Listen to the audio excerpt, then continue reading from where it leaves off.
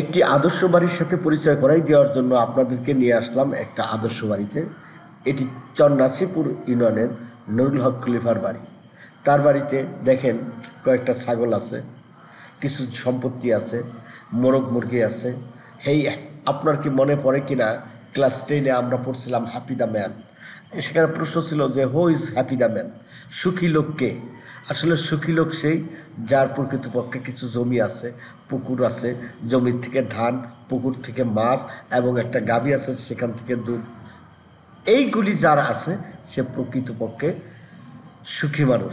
আপনাদের ঘুরে ঘুরে ভিডিওটা দেখায়, এই অংশে দেখাই সে বাদাম লাগাইছে, চীনা বাদাম যেটা আমরা খাই, সে বাদাম বর্ষার কারণে আগাম উঠে ফেলছে।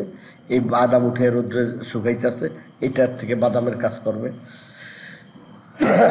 তারপরে আপনারা দেখাই বাসায় একটা পেঁপে গাছ আছে, ছোট্ট একটা পেঁপে গাছ।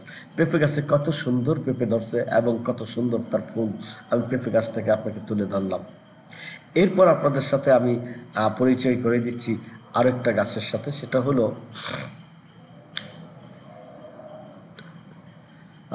বড়ই গাছের পাশে ছিল। বড়ই গাছের পাশে এটা মসজিদ, টিউবওয়েল এবং ওই যে নারিকেল গাছও লাগানো হয়েছে।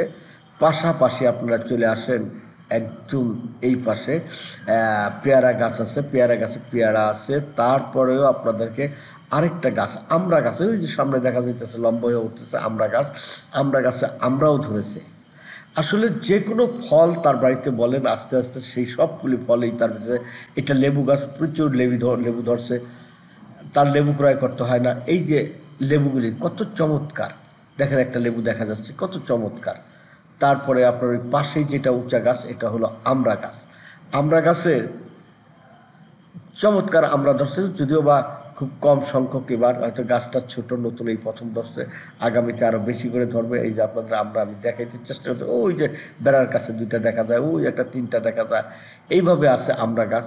তারপরে যদি আপনি আরেকটু ঘুরে ঘুরে দেখাই আপনাদেরকে, সে এখানে পেয়ারা গাছ, এই যে নারিকেল গাছ, এমন কোনো গাছ নেই তার নাই। পাশাপাশি যেটা বলছিলাম যে একটি দুধের গাই আছে, সেখানে একটা ষাঁড় গরু আছে, মুরগি আছে। সব কিছু মিলিয়ে তার পরিবারের সব কিছুই স্বয়ংসম্পন্ন। এই ধরনের পরিবারকে আমরা বলি সুখী পরিবার বা স্বয়ংসম্পন্ন পরিবার। এরা আমাদের সমাজের সবচেয়ে সুখী। এই হ্যাপি দ্য ম্যান কবিতা যদি আপনারা যারা 83 সালের আগ পর্যন্ত ছিলেন, ম্যাট্রিক পাস করছেন, তারা সবাই হ্যাপি দ্য ম্যান কবিতাটা পড়ছেন। এই যে দেখেন পেয়ারা, কত চমৎকার পেয়ারা ধরছে এবং তার গরুর খামার তো না, 3-4টা গরু, সেখানে সে এই যে